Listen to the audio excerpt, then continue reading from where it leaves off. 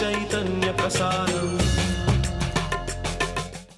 నమస్కారం, మన ధర్మం కార్యక్రమానికి స్వాగతం. ఇవాళ మన ధర్మం కార్యక్రమంలో మన ధర్మ సందేహాలను నివృత్తి చేసేందుకు మనతో పాటు ఉన్నారు ప్రముఖ ఆధ్యాత్మికవేత్త, ధర్మశాస్త్ర నిపుణులు, మనందరికీ సుపరిచితులైనటువంటి బ్రహ్మశ్రీ ఆచార్య కాకునూరి సూర్యనారాయణమూర్తి గారు. గురుగారు నమస్కారం. నమస్కారం అమ్మాయి. గురుగారు, ప్రతి మాసం వచ్చే మాస శివరాత్రి శివారాధనకు ఎంతో ప్రత్యేకం. అయితే ఈ కార్తీకంలో వచ్చే మాస శివరాత్రి ప్రత్యేకత ఏమిటో తెలియజేస్తారా? చాలా విశేషం. నిత్య శివరాత్రి, యోగ శివరాత్రి, పక్ష శివరాత్రి, మాస శివరాత్రి, మహాశివరాత్రి అనే పేరిట శివరాత్రులు 5 విధాలుగా ఉన్నవి అని మనకు శివ సంబంధిత పురాణ గాథలన్నీ కూడా చెబుతూ ఉండగా, ఈ 5 మాస శివరాత్రి చాలా విశేషం. అమావాస్యకు ముందుగా వచ్చే త్రయోదశితో కూడిన చతుర్దశి మాస శివరాత్రి ప్రతి నెలలో కూడా వస్తుంది. అమావాస్య నాడు చంద్రుడు కనిపించడు. ఈ పరమేశ్వరుడు చంద్రుడిని తన జడలలో అలంకారంగా ధరించి ఉన్నాడు. సినీవాలి ప్రగాయత మియం భగస్య సుమత, వేదధర్మాన్ని అనుసరించి ఆ శబ్దాన్ని మనం జ్ఞాపకం తెచ్చుకుంటే సినీవాలి, ఇది వైదికపరమైన పదం, శబ్దజాలం.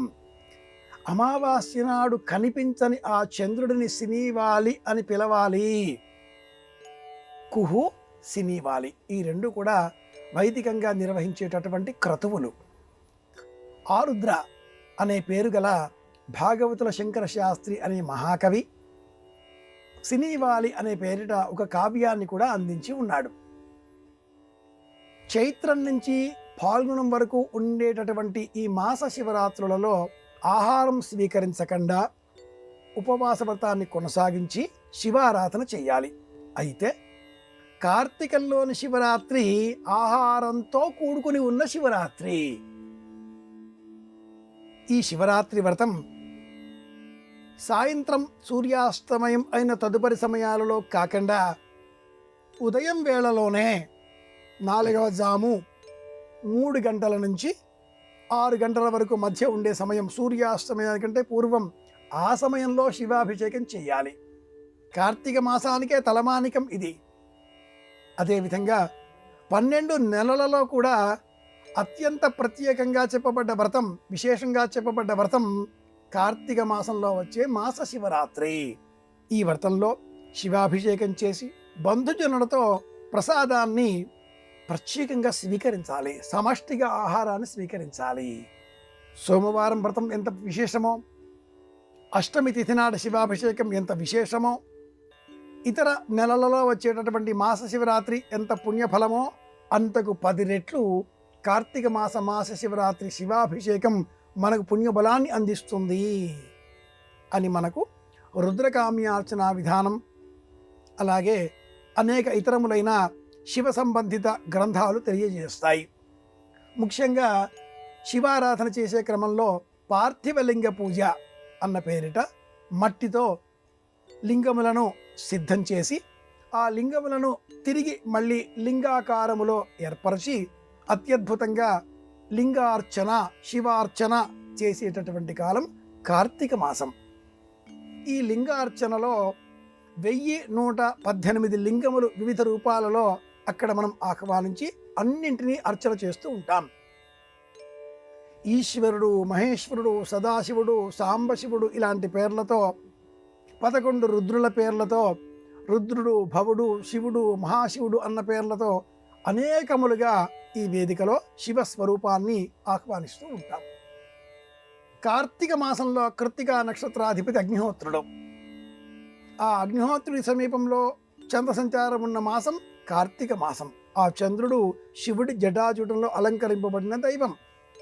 కృత్తికా నక్షత్రానికి అగ్నిహోత్రం ఏ విధంగా ఆధిపత్యం కలిగి ఉన్నదో ఆ అగ్నిహోత్రాన్నే శివుడు 3వ కన్నుగా ధరించి ఉన్నాడు.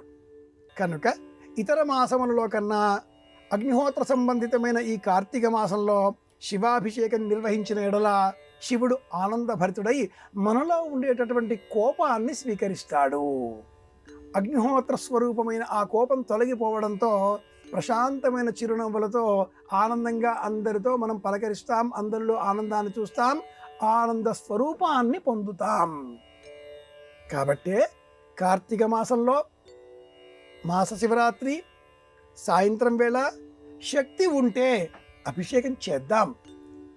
శక్తి లేని ఎడల ఉద్యోగం, కార్యాలయం, విధులు, ధర్మాలు, అలాంటి సమయంలో ఓం నమ శివాయ, ఓం నమ శివాయ అంటూ ఉదయం నుంచి సాయంత్రం వరకు కూడా శివనామస్మరణ చేసి ఉపవాస వ్రతాన్ని కొనసాగిస్తే కూడా కార్తీక మాస శివరాత్రిని పాటించిన పుణ్య ఫలం, బలం మనకు లభిస్తాయి. ఇది విషయం. గురుగారు, ఈరోజు మంగళవారం, పైగా చతుర్దశి కలిసినటువంటి రోజు. ఇలా మంగళవారం చతుర్దశి కలిసిన యోగాన్ని కృష్ణాంగాకార చతుర్దశి అంటారు కదా, ఏమిటా యోగం? కృష్ణపక్షం అమావాస్యకు ముందు రోజు.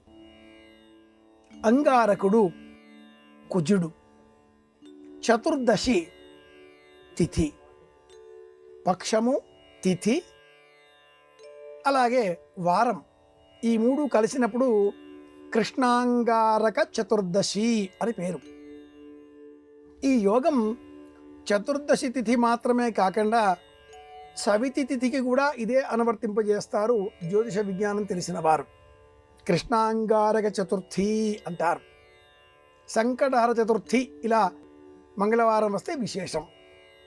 ఈ మంగళవారానికి కుజవారం అని పేరు. కుజుడు యుద్ధకారకుడు, కోపాధి దేవత. మనలో ఉండే కోపాన్ని తొలగించే దైవం ఈశ్వరుడు. కోపాన్ని తొలగించుకోవడం కోసం ఆయుర్వేదంతో సహా ధార్మికమైన సమస్త పురాణ ప్రపంచాలన్నీ కూడా చెప్పినటువంటి సులభమైన మార్గం మంచినీటిని సేవించడం. శివాభిషేకంలో మనం వినియోగించేటటువంటి ద్రవ్యమే మంచినీరు. ఈశ్వరుడు అంత వేగాన్ని, తాపాన్ని, కోపాన్ని, క్రోధాన్ని, అగ్నిహోత్ర స్వరూపాన్ని తనలో ఇముడ్చుకొని మన కోపాలన్నింటినీ కూడా స్వీకరించి ప్రశాంతంగా ఉంటాడు. అలాంటి పరమదైవానికి అభిషేక సేవ నిర్వహించే అవకాశం మంగళవారం ఏర్పడితే మనలో ఉండే కోపం తొలగిపోతుంది, శాంత లక్షణం అలవడుతుంది. అందులోనూ అమావాస్యకు ముందుగా వచ్చే సందర్భం కాబట్టి చీకట్లు బాగా అలముకుంటాయి. ఈ చీకట్ల కాలంలో వెలుతురు కిరణం ఈశ్వరుడు. ఆ ఈశ్వరానుగ్రహం పొందే నిమిత్తమై చీకట్ల మధ్యన మంచినీటిని వినియోగించి జయవారం అనే పేరు గల కుజవారం అని మనం పిలుచుకునే ఈ మంగళవారం నాడు శివాభిషేకం చేసినట్లయితే మొదటి ప్రయోజనం శాంతి లభించడం. ఈ శాంతి మానసిక శాంతిగా మారుతుంది. అందువలన తక్షణమే మనకు కలిగే ప్రయోజనం తృప్తి.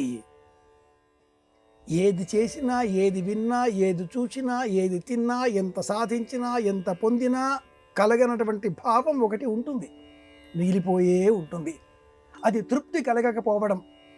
ఆ కారణం చేత మళ్ళీ మళ్ళీ చేస్తూ ఉంటాం, పోల్చుకుంటూ ఉంటాం, ఇతరులతో పోల్చుకుంటూ ఉంటాం, పరిగెడుతూ ఉంటాం, అనవసరంగా ప్రయాసలకు లోనై దుఃఖాల బారిన పడుతూ ఉంటాం. ఇవన్నీ తొలగించేటటువంటి యోగం మంగళవారానికి ఉంది. అందుకే ఈ వారానికి జయవారం అని పేరు. జయవారం నాడు చతుర్దశి తిథి వచ్చినప్పుడు విశేషంగా మాస శివరాత్రి కూడా, అంటే అమావాస్యకు ముందుగా వచ్చేది అయితే శివాభిషేకం నిర్వహించినట్లయితే తృప్తి కలుగుతుంది. అందుకే అరుదుగా వచ్చే సందర్భాన్ని పురస్కరించుకొని కృష్ణాంగారక చతుర్దశి అంటారు.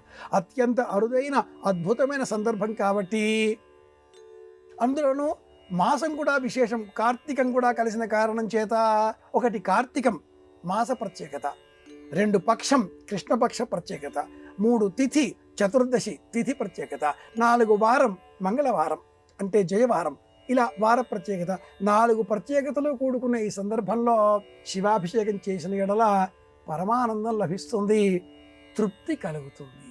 అది ముఖ్యం. గురువుగారు, ఆలయంలో గోత్రనామాలతో పూజ చేయించుకునేటప్పుడు కుటుంబంలో అందరి పేర్లు చెప్పాలా? ఎవరు పేరు ముఖ్యం అంటారు? ఆలయాలలో గోత్ర ప్రవరలు చెప్పడం ఎప్పటికీ చర్చనీయాంశమే. చెప్పకూడదు, ధర్మం అంగీకరించదు. మనం చేసే సమస్త కర్మలు 4 విధాలు: నిత్యములు, నైమిత్తికములు, కామ్యకములు, ఇష్టాపూర్తములు అని 4 విధాలు. ఈ 4 విధాలుగా ఉండే కర్మలలో నిత్యములు ఇంట్లో చేసే దేవతార్చన, స్నానం సంధ్యా జపో హోమో దేవతానాంచ పూజనం ఆతిథ్యం వైశ్వదేవంచ షట్కర్మాణి దినే దినే. ఇవి నిత్యకర్మలు. ఇక్కడ అసలు చెప్పకూడదు.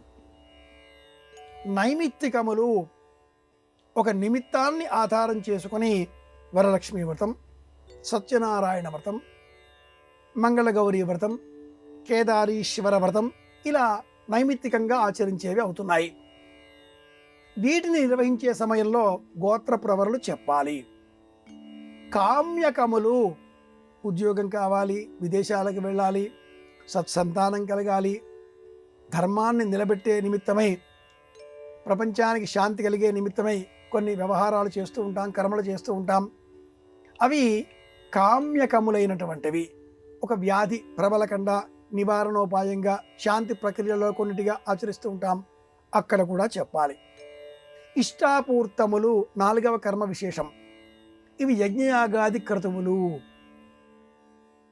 ఆప్తోర్యామము, శాంతపనము, వాజపేయము, పౌండరీశ్వము, అశ్వమేధము ఇలాంటి మహామహా యజ్ఞాలన్నీ కూడా ఉంటాయి. వీటికి ఇష్టాపూర్తములు అని పేరు.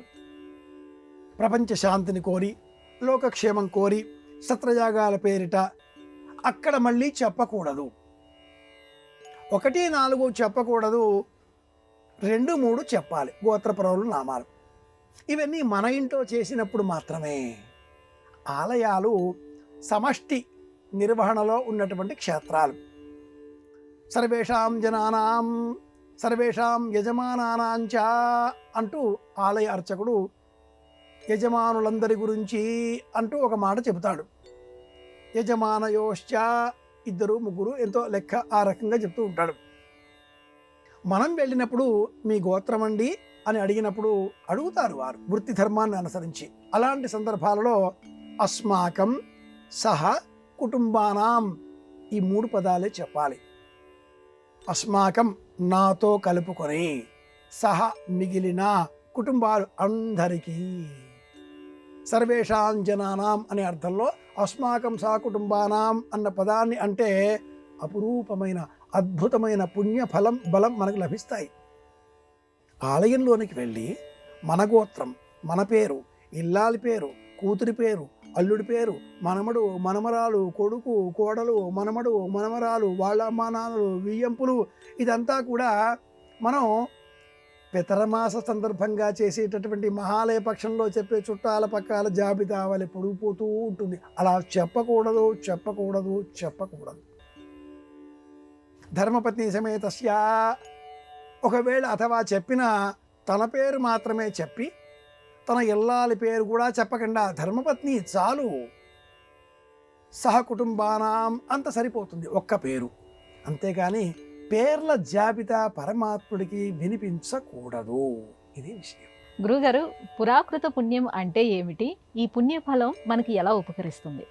పూర్వం మనం చేసిన పుణ్యఫలం కారణంగానే మానవ జన్మ ధరించి ఉన్నాం. మానవ జన్మ ధరించిన కారణంగానే పుణ్యకర్మలు ఆచరించే ఆసక్తి, శరీరాన్ని సహకరింపజేసుకోవడం ద్వారా మనం చేసేటటువంటి క్రియల ఫలం ఇవన్నీ కూడా మనం వరుసగా పొందుతాం. ఒక నీతి సంబంధమైన శ్లోకాన్ని జ్ఞాపకం తెచ్చుకుంటే, వనే రణే పర్వత మస్తకాగ్రే రక్షంతి పుణ్యాని పురాకృతాని. అడవిలో, యుద్ధరంగములో, పర్వతం చివర అగ్రభాగములో ఉన్నప్పుడు పూర్వం చేసిన పుణ్య ఫలమే మనల్ని రక్షిస్తుంది అని ఈ శ్లోక సారాంశం. ఒక వ్యక్తి తనను ఎలుగుబంటు తరమడంతో కనబడిన ఒక చెట్టు పైకి ఎక్కాడు. ఎలుగుబంటికి చెట్లు ఎక్కడం వచ్చు. ఆ వ్యక్తి చెట్టు కొమ్మరడ చివరి వరకు అలా చకచకా వెళ్ళిపోయాడు భయంతో. అంత చివరకు వెళ్ళలేక ఎలుగుబంటి తన బరువు తనకు తెలుసు కనుక బరువైన ఒక కొమ్మ పైన నిలబడింది. సన్నని చిటారు కొమ్మ చివరన ఆ వ్యక్తి ఉన్నాడు. ఆ చిటారు కొమ్మ చివరన ఒక సర్పం కూడా మెలివేసుకుని ఉన్నది. కొమ్మ కదలడంతో ఆ సర్పం నెమ్మదిగా క్రిందికి రావడం మొదలెట్టింది. అక్కడే ఉంటాడా సర్పం కాటుకు గురికాక తప్పదు. ఒక్క అడుగు కిందికి దిగి వస్తాడా ఎలుగుబంటి ఆహారంగా లేక పైన పడి పీకి ఘాట్లు చేసి గాయం చేస్తుంది. దూకేద్దామా అన్న ఆలోచన చేశాడు. ఆ చెట్టు క్రింద ఎలుగుబంటినే వెంటాడుతూ ఒక పెద్ద పులి పరిగెత్తుకుంటూ వచ్చింది. పెద్ద పులికి చెట్లు ఎక్కడం రాదు కనుక చెట్టు కింద కూర్చున్నది. ఆ వ్యక్తికి పై ప్రాణాలు పైనే పోయాయి. ఎటుపోయినా ప్రాణాపాయం సంభవించింది. పరమేశ్వర నీవే తప్ప ఇతఃపరం వెలుగను తండ్రి అంటూ ప్రార్థించాడు. పూర్వజన్మ పుణ్య ఫలం బలం ఉన్నవాడు కనుక వనే రణే పర్వత మస్తకాగ్రే పూర్వం చేసిన పుణ్యఫలం రక్షిస్తుంది. ఎంతకాలం నుంచో ఆ ఎలుగుబంటిని అలా చూస్తూ పరిగెడుకుంటూ వస్తున్న ఒకానొక వేటగారు తన చేతిలో ఉండే ధనుస్సును ఎక్కుపెట్టి ఆ ఎలుగుబంటినే గురి చూస్తున్నాడు. గురి చూసే సమయంలో ఎలుగుబంటి చక్కగా ఆ పెద్ద కొమ్మ మీద కదలకుండా కనిపించింది. బాణం సంధించి విడిచిపెట్టాడు. ఆ క్షణంలోనే ఎలుగుబంటి మనుష్య స్వభావం కూడా తెలిసింది కనుక బెల్లం అంటే చాలా ఇష్టం ఎలుగుబంటికి, మనిషికి వలె. తన స్వభావాన్ని అనుసరించి ఆ కొమ్మను గాఢంగా ఊపడం మొదలుపెట్టింది. తాను కదులుతుంది, ఆ కొమ్మ కదులుతుంది. ఇలా తాను కదలడంతో ఆ వేటగాడు బదిలిన బాణం ఎలుగుబంటికి కాకుండా చెట్టు కొమ్మకు తాకింది. దభీమంటూ ఊహించనంత వేగంగా ఆ ఎలుగుబంటి పెద్ద పులి మీద పడింది. పెద్ద పులి ముందు గాభరాతో భయంతో పరిగెత్తింది కొంచెం దూరం. అతను చూసి పెద్ద పులి అని గ్రహించిన ఎలుగుబంటి మరోవైపు పరిగెత్తింది. ఎలుగుబంటిని వెంటాడుతూ పెద్ద పులి పరిగెత్తడం, కొమ్మ ఊపిన కారణంగా ఆ సర్పం జారి నేలపైన పడడం, ఆ చెట్టుపైన ఉన్న వ్యక్తికి 3 ప్రాణాపాయాలు ఏకకాలంలో తొలగిపోవడం కలిగిపోయింది. ఇలా జరగడం యాదృచ్ఛికం, దైవ సంఘటన. పురాణ ప్రపంచం ఇలాంటి కథలు చెబుతూ మంచి పనులు చెయ్యండి, ఇతరులకు మంచి కోరండి, చేతనైతే 10 మందికి సాయం చెయ్యండి, ఎవరికీ కీడు చెయ్యకండి, ఇవి చేస్తే పుణ్యం కలుగుతుంది అంటూ ప్రబోధం చేసింది. ఇది విషయం. చాలా చక్కగా వివరించారు గురువుగారు. ఇక మరో సందేహం, విసన్న చెప్పిన వేదం లేదంటే విసన్న చెప్పిందే వేదం అని అంటూ ఉంటారు కదా, ఇంతకీ విసన్న అంటే ఎవరు? విశ్వమంతా ఆవరించిన చైతన్యాన్నే విస్సన్న అనాలి. వినరా విస్సన్న, వేదం చెబుతా వినరన్న. విశ్వవ్యాపిత శీలత్వాత్ విష్ణురుత్యభిధీయతే విశ్వస్మై నమః. విష్ణు సహస్రనామావళిలో మొట్టమొదటి నామమే ఇది. లౌకికంగా జానపదుల హృదయాలలోంచి వచ్చిన ఈ విస్సన్న వేదం, విస్సన్న మాట ఎలాంటిది అంటే విశ్వదాభిరామ వినురవేమ. ఆ వేమడు లేదా వేణుడు లేక వేమ భూపాలుడు చెప్పిన వేద సమానమైనటువంటి వేదార్థ ప్రతిబోధకమైనటువంటి వేదంలో ఉండే ధర్మాలను సూక్ష్మంగా పద్యాల రూపంలో అందించిన విధానాన్ని అనుసరించి విస్సన్న అంటే వేమన్న అన్న ఉద్దేశ్యంలో జానపదులు ఈ పదబంధాన్ని మనకు అందించారు. ఉప్పు కప్పురంబు ఒక పోలిక నుండి చూడ చూడ రుచుల జానవేరు, పురుషులందు పుణ్యపురుషులు వీరయ. విస్సన్న చెప్పిన వేదమిది, విశ్వదాభిరామ వినురవేమ. ఇలాంటి నీతులతో ఈ వేమన్న శతకమంతా కూడా ఆటవేలతో మనకు ధర్మాన్ని బోధిస్తున్నది. సులభంగా చిన్న చిన్న అలతి మాటలతో ఉన్న కారణం చేత వేదంలో ఉండే ధర్మాన్ని 2 వాదాలలో చెప్పి 3వ పాదంలో సోపపత్తికంగా ఒక ఉపపత్తితో ఒక ఉపమానంతో సమర్థిస్తూ 4వది మకుటంగా స్వీకరించి మొత్తం ధర్మాన్ని 2 పాదాలలో గుదిగూర్చిన అందమైనటువంటి పద్యం నేపథ్యంలో ఇది వేద సూక్తం. 2 పాదాలే ప్రధానం. వేదంలో ఉండే మంత్రాలన్నీ 2 రుక్కులు పాదాలతో ఉంటాయి కనుక ఇది రుక్కులతో వేదంతో సమానమైన మాట అనే లక్ష్యంతో ఏ చదువు రాని ఒకానొక గ్రామీణుడు తన జీవిత సారాంశాన్ని అనుభవాన్ని క్రోడీకరించి ఓ మాట చెబుతాడు. ఈ రోజున సాయంత్రానికల్లా వర్షం పడుతుంది, వస్త్రాలు నానపెట్టవద్దు, ఉతకడానికి ప్రయత్నించవద్దు, మంచి ఎండ ఉన్నది కదా అని ఎవరైనా సమాధానం ఇస్తే, నేను పెంచుకునే గార్ధభములు గాడిదలకు చెవులు నిక్కపడుచుకొని ఉన్నాయి, నేను ఉదయమే చూచాను. ఆ చెవులు అలా నిక్కపడుచుకొని ఉంటే సాయంత్రం వర్షం తప్పదు. ఇది ప్రకృతి విజ్ఞానానికి పరిశీలనకు సంబంధించిన అంశం. నిజం కూడా. శాస్త్రం చదువుకోలేదు ఇక్కడ. ప్రకృతిని, పర్యావరణాన్ని, తాను పెంచుకునే జంతువుల పట్ల మమకారాన్ని, వాటి హావభావాలలో మార్పులను గుర్తించిన జానపదుడు చెప్పిన సత్యం, ప్రబోధం. ఇది విసన్న వేదం. ఇక్కడ శాస్త్రాల ప్రమాణం కావు. కనుక వారు చెప్పే మాటల్లో కూడా అర్థం ఉంటుంది అని చెప్పే సందర్భాలలో ఈ తెలుగు పదం, నానుడిని ప్రయోగిస్తూ ఉంటారు. విసన్న వేదం. ఇది విషయం. గురువుగారు, దేవతా స్తోత్రాలలో దండకం యొక్క ప్రత్యేకత ఏమిటి? దండకం అంటే ఏమిటి? దండకం ఒక ప్రభంజనం. ఎవరినైనా మనం సంబోధన చేసి వారి నుంచి ఏదైనా ఆశించే తరుణంలో స్తోత్రం చేస్తాం. స్వామి, నీ మాటే సత్యం, నీవు చెప్పిందే వాక్యం, నీవు చెప్పిందే ధర్మం, నీ మార్గమే నిజం, నిన్నే అనుసరిస్తాను, నీవు తప్ప ఇతఃపరం పెరగను, కరుణింపవే, రావే, రక్షించవే, స్వామి నీవే తప్ప, నీవే తప్ప, ఇలా అంటూ ఉంటే ఆ స్వామి కరుణిస్తాడు. ఇలా స్తోత్రం చేసే విధానాలలో దండకం ఒకటి. తెలుగు సాహిత్యంలో 72 ప్రక్రియలు ఉన్నాయి. ఉజ్జాయింపుగా ఒక లెక్క వేసినప్పుడు ప్రక్రియలు 72 కనిపిస్తున్నాయి.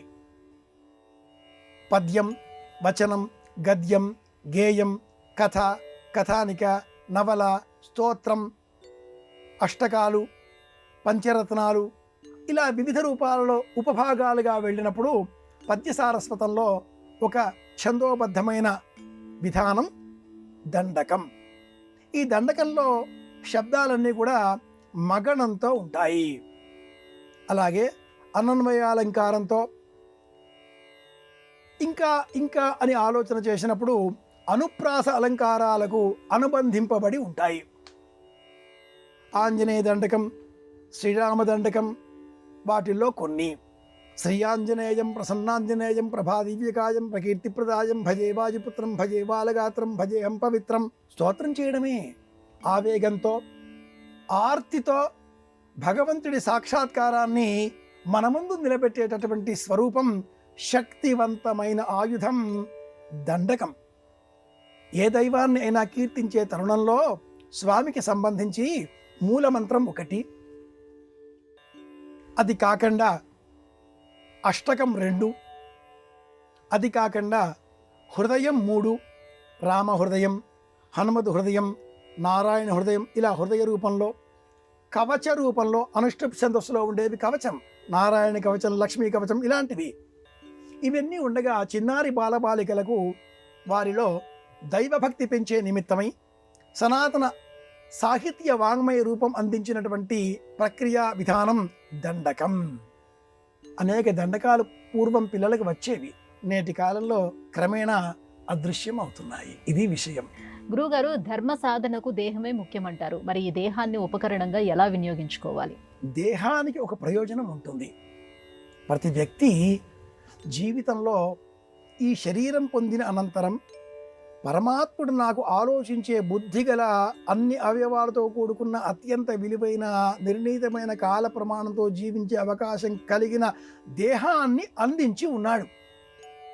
ఈ దేహాన్ని ధరించిన నేను ఈ దేహాన్ని వినియోగించి సాధించవలసిన పనులు ఏమైనా ఉన్నాయా, ప్రయోజనాలు ఏమైనా ఉన్నాయా, ఇది తెలుసుకోవాలి.